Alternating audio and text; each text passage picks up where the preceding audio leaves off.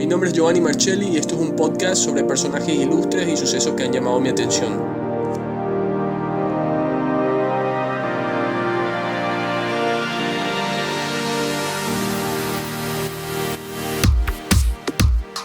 En el episodio de hoy vamos a hablar de alguien a quien conocían como el Encantador, François-René de Chateaubriand, nacido el 4 de septiembre de 1768 en Saint-Malo, en Bretaña.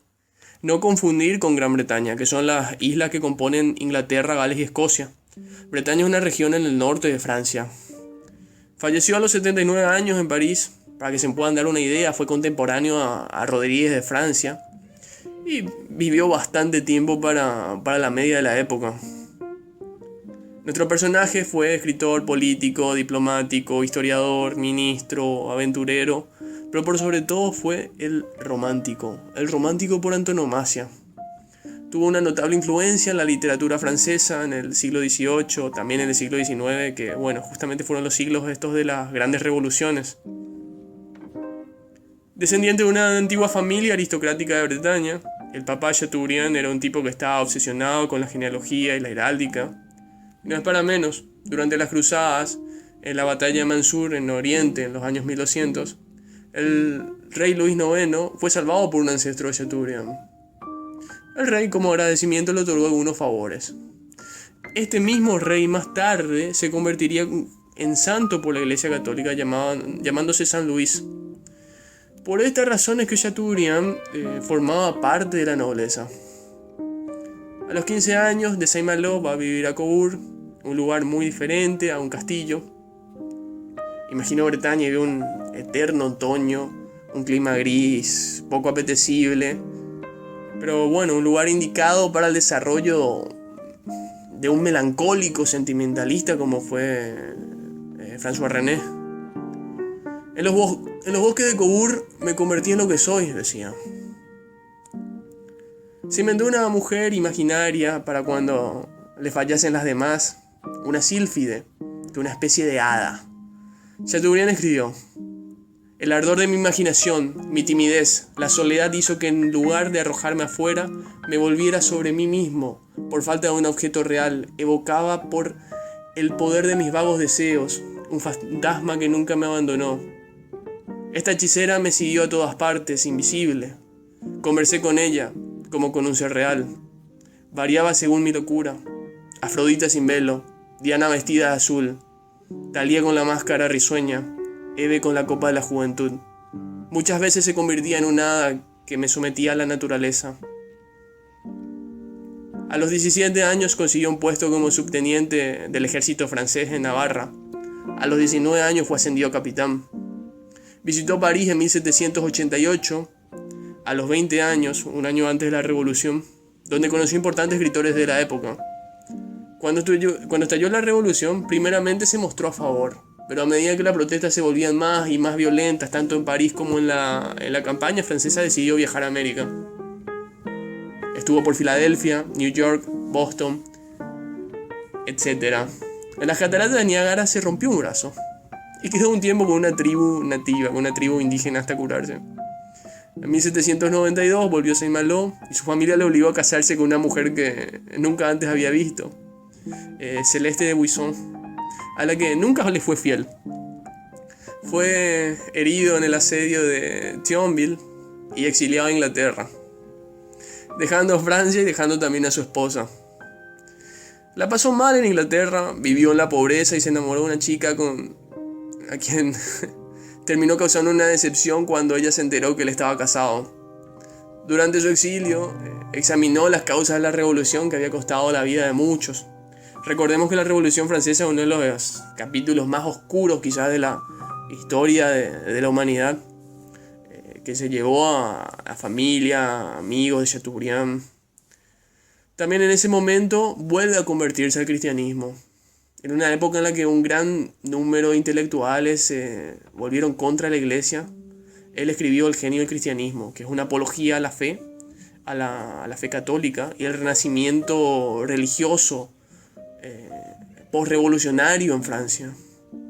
También se ganó el favor y la simpatía de Napoleón Bonaparte, que quería ganarse también a la iglesia. Este renacimiento católico en toda Europa surgió del cambio de la escena cultural, del clasicismo, de orientación mucho más intelectual, a un romanticismo de base muy emocional. Fue nombrado secretario ante la Santa Sede por Napoleón, después ministro de la República de Valais en 1803, pero renunció después de que Napoleón ejecutó al primo Luis XVI.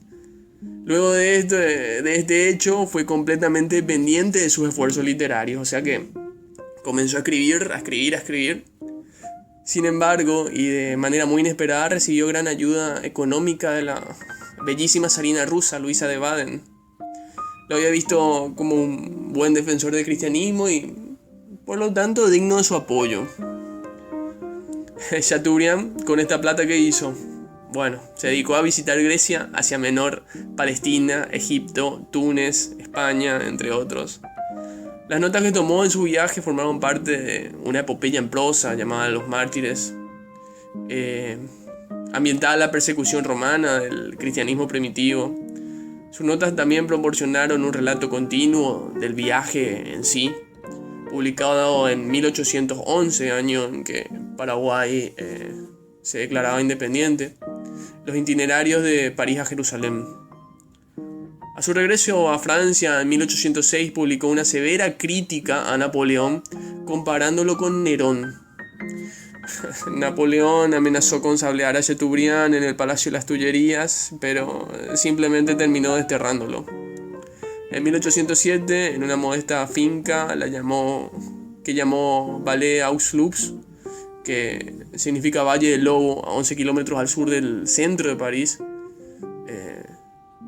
donde vivió hasta 1817, se mudó allí y comenzó los primeros borradores de quizás su obra más célebre, la más conocida, Memorias de Ultratumba. Sus amigos literarios durante ese periodo incluyeron a Madame Staël y Joseph Huber.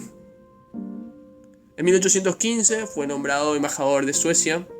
En 1817 los problemas con el dinero le habían obligado a poner en venta el Valle de los Lobos, la finca. Con casi 50 años de edad, de repente se sintió viejo. Ese año visitó a la escritora Madame Staël, su amiga, quien ya estaba muy enferma, y allí conoció a una amiga de Madame Staël, Juliette Recamier. Una chica de aventuras tristemente célebres. Estaba casada con un hombre muy mayor, esta chica, pero ella tenía fama de haberle roto el corazón a los hombres más ilustres de Europa. Y también se rumoreaba que, pese a sus constantes coqueteos, seguía siendo virgen. Un clásico. Juliette Recamier no fue cualquier mujer. En una oportunidad vamos a dedicar un episodio a ella, quien fue dueña de uno de los salones donde acudían los intelectuales franceses de la época. Parecía un ángel celestial por su voz, sus ojos, su andar. Escuchaba a Chateaubriand con atención, y él sintió que al fin había conocido una mujer que le comprendía. Madame Recamier convenció a una amiga de comprar el Valle de los Lobos, la antigua finca de Chateaubriand, y pasaron juntos allí un verano. Chateaubriand se vio invadido nuevamente por los sentimientos de su juventud, esas sensaciones que había olvidado y que le habían hecho sentir la vejez. Y bueno, podemos decir que Recamier correspondía al amor de Chateaubriand, y la señorita sucumbió quizás por primera vez en su vida. Pero como con Chateaubriand nunca se sabe, al poco tiempo volvió a tener ese espíritu inquieto y se mandó a mudar.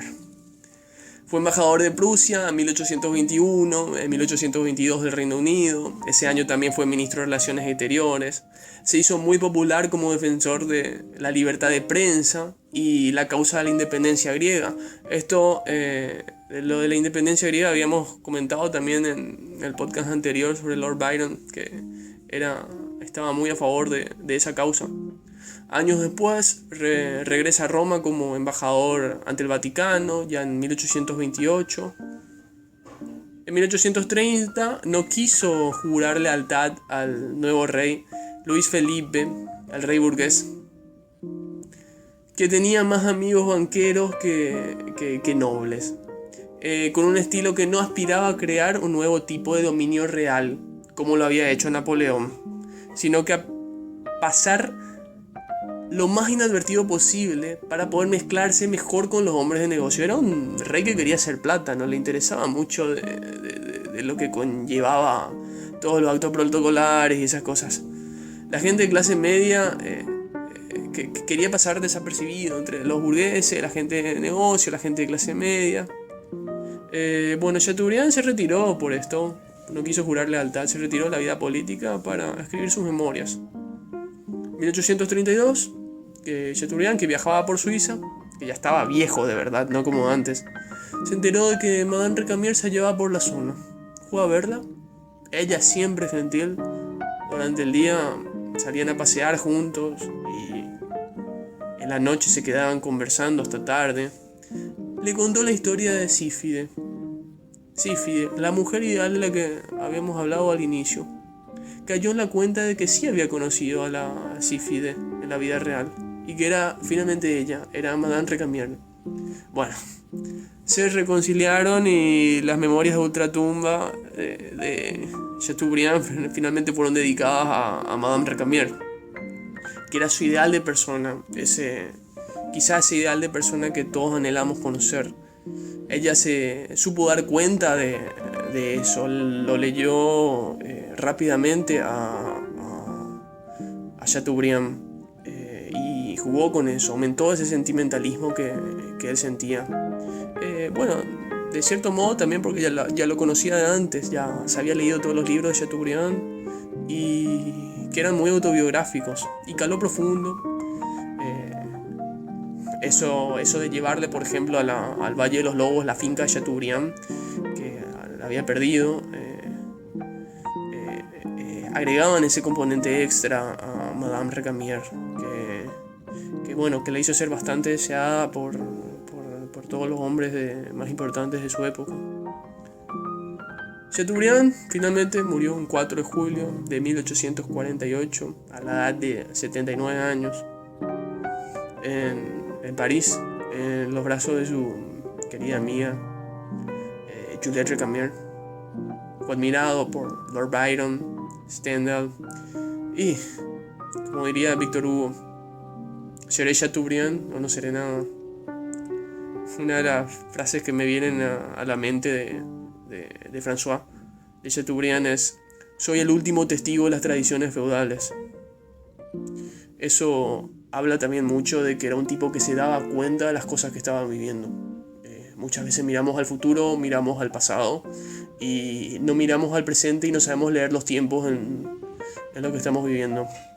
También por la incertidumbre propia que tiene este presente tan cambiante. Pero es una invitación a poder mirar un poquito el presente y tratar de predecir el futuro y las cosas que van a ocurrir o que podrían llegar a ocurrir, para que no nos agarre desprevenidos.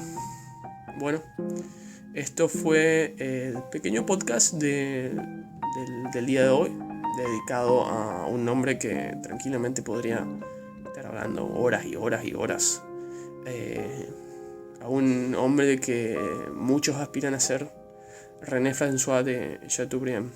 Espero que le haya gustado. Hasta la próxima.